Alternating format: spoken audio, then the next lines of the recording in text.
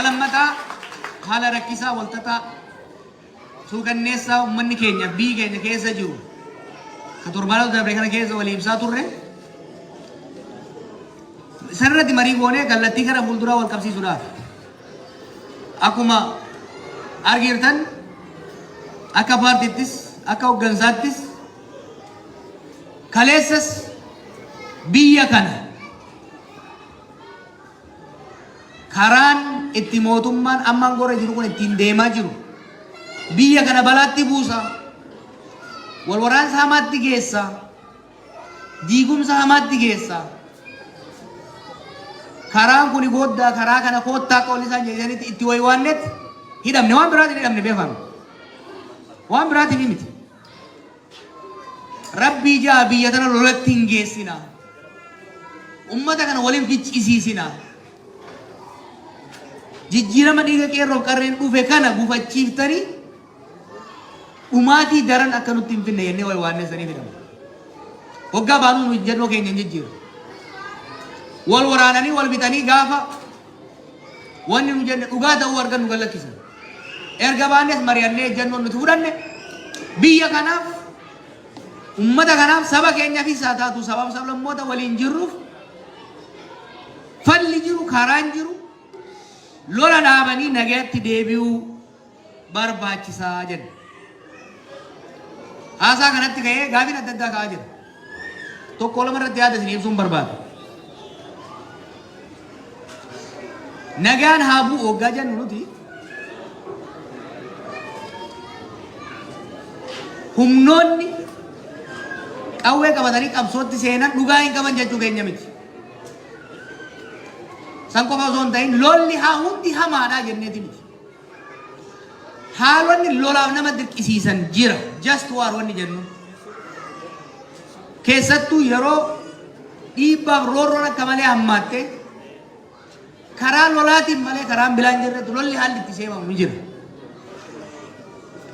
dhimmoonni tokko tokko keessattuu dhimmoonni birmadummaadhaan wal qabatan dhimmoonni aayidiyooloojiidhaan wal qabatan yeroon itti furamne jiraachuu danda'a lolli biyya keenya keessa godhamu garuu lola waliiti lola obboleeyyan jidduutti godhamudha oromiyaa keessatti illee godhamu lola oromoota jidduutti godhamaa jirudha kana liqimsitanii fudhachuu danda'uu qabdan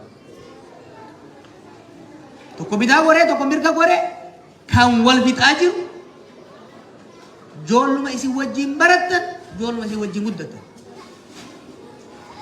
akka Itoophiyaatti soo fudhattan warri wal fixaa jirus kan wal ficciisaa jirus lammii biyya takkaa qofa osoo hin ta'in ummata hireen isaa walirratti hirkattee jechuudha wal waraansa waloo civil war keessatti injifannoon argamuu hin danda'u keessattuu zabana kana keessatti yeroo humnoonni lola irratti gaaza naquudhaan beekaman heddummatanii dhufan kana keessatti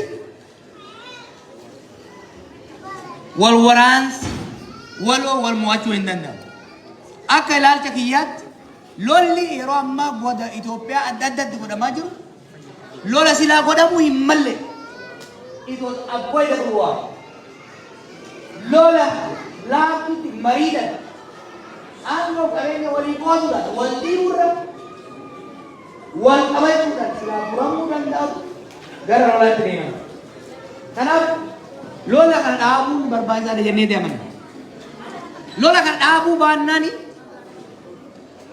Oromoofis sabaaf sablammoota biyya saniitiifis hammaataa deema akkuma kaleessa jechaa ture haalli Oromoon har'a keessa jiru baroota cunqursaa amma duraallee akka ammaa kanatti dhumaa hin jiru buqqa'ee hin beeku hidhamee hin beeku miidhamaa hin beeku lolli kun itti fufnaan garuu rakkoon kun safariin uummata keenya irra ga'u kun dachaan dabalaa deema jechuudha kanaaf wanni lolli akka dhaabatu barbaannuuf madaa kaleessaatirraa madaan biraa dabalamaa akka hin deemne dhumaatii kaleessaatirraa dachaan dabalaa akka hin deemne hanqisuudhaaf jechuudha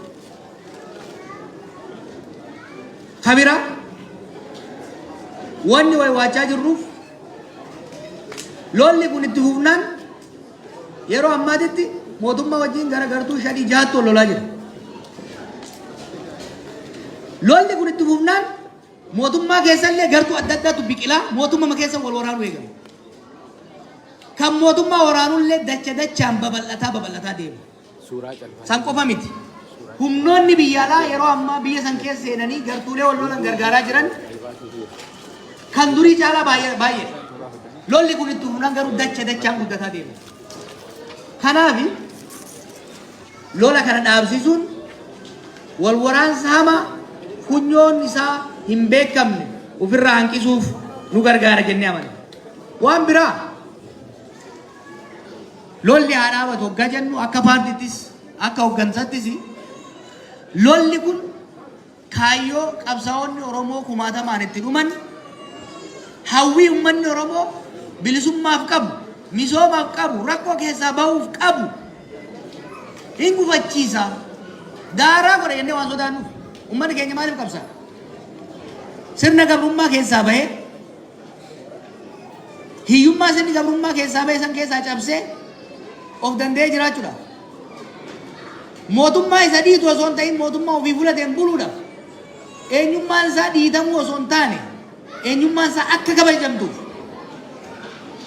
Kanaaf qabsaa'e kanaaf miti ijoollee. Obboleeyyan keenya kanaaf wareegamanii miti. Lolli kun itti fufnaan garuu ofiin sobinaa Oromoo warri as jirtanis warri bakka biraallee ilaaltu.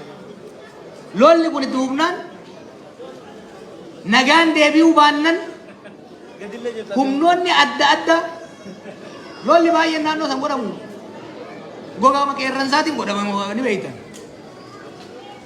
Lolli kun itti fufnaan hawwiin sabni keenya qabu nagaan jiraachuudhaaf misoomee jiraachuudhaaf aadaa fi afaan isaa guddifachuudhaaf mootummaa isaa ta'u filachuudhaaf carraan inni qabu guyyaarraa gara guyyaatti dukkanaa deema.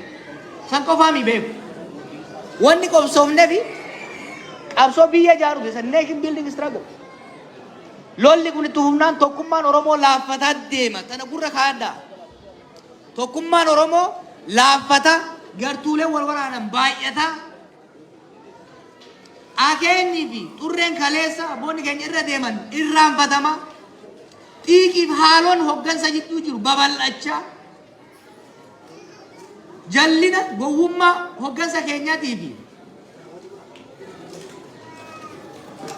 summii humnoonni alaa facaasanii tokkummaan keenya daran laaffachaa tokkummaan Oromootii fi Oromiyaa sirni federaalawaa dimokiraatawaa walqixxummaa uummanni keenya hawwaa ture sun laaffataa deema jennee waan sodaannuufi kan kanarratti wayi waannuuf. Kanaaf uummanni keenya kan Faransaayis kan biyya alaa jirtanis kan biyya biraa jirtanis hamma danda'ametti rakkoo uummanni keenya keessa jiru uummanni keenya Wallaggatti Gujiitti Shawaa godina 3-4 keessatti godinoota garaagaraa keessatti rakkoon uummanni keenya keessa jiru kun daran babal'ataa akka hin deemne ittisuudhaaf qaamonni wal waraanan mootummaarraa eegalee lola dhaabanii saba keenya ummata keenya ollaa keenya hayyootaaf abboota keenya baraaranii dukkana ummata keenyatti as deemu kana akka nurraa dhaaban waamicha nu dhiyeessinuuf akka deeggartan isin gaafachuuf dhufne jechuudha.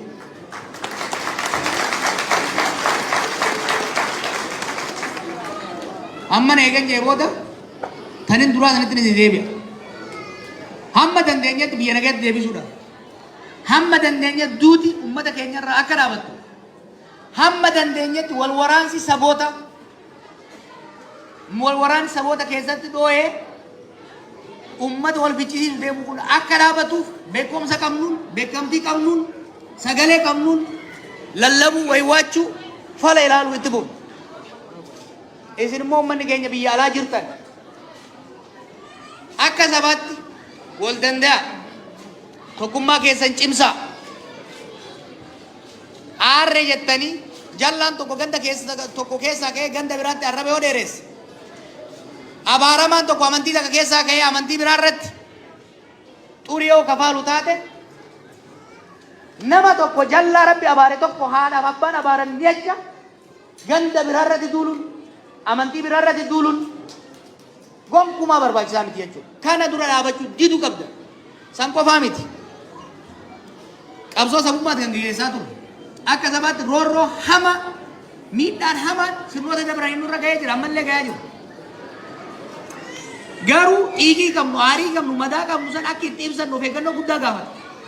Biyyi sun dhoowweetti sitti hima. Keessattuu wal waraansi saboota hamaan deemaa jira, dhufaa jira. Kanaaf waggaa wal geessanis, waggaa kophaa jirtanis waan saba biraa xureessa, waan saba biraa dallansiisa, waan hariiroo Oromoof saboota ollaa jidduu jiru hammeessarraa akka of qusattan isin kadhachuu barbaada. Nu qabsoofne gabrummaa jalaa bahuudhaaf, roorroo jalaa bahuudhaaf, sirna dimokiraasii uumuudhaaf, haqa keenya eegsifachuudhaaf, eenyummaa keenya guddifachuudhaaf, afaan keenya guddifachuudhaaf malee saba biraatiin wal fixuufi miti. Wal waraansa saboota jidduutti godhamuun sabni injifatee bahu abadan hin jiru. Hundi waliin kasaara jechuudha. Kanaaf akka daasporaatti bilisummaa guddaa qabdanii sooshaal miidiyaa adda addaa irra fayyadamtanitti saba keenya jidduutti tokkummaan wal hubannoon walii tumsuun akka jabaatu saboota waliin jiraannu wajjinis gadoon kaleessaa qotamtee kakaatee uummata akka wal fichiisu osoo hin ta'in gadoon kaleessaa madaan kaleessaa akka fayyitu akka wal dhaanamtu akka irratti hojjettaniin isin gaafadha. Warra Faransaa hedduun isin jaaladha. Biyyi Faransaa itun biyya jaalalaati jedhanii jaalala teessan isin haa cimsu, jaalala teessan isin haa cimsu. Galatoomaa isin jaa.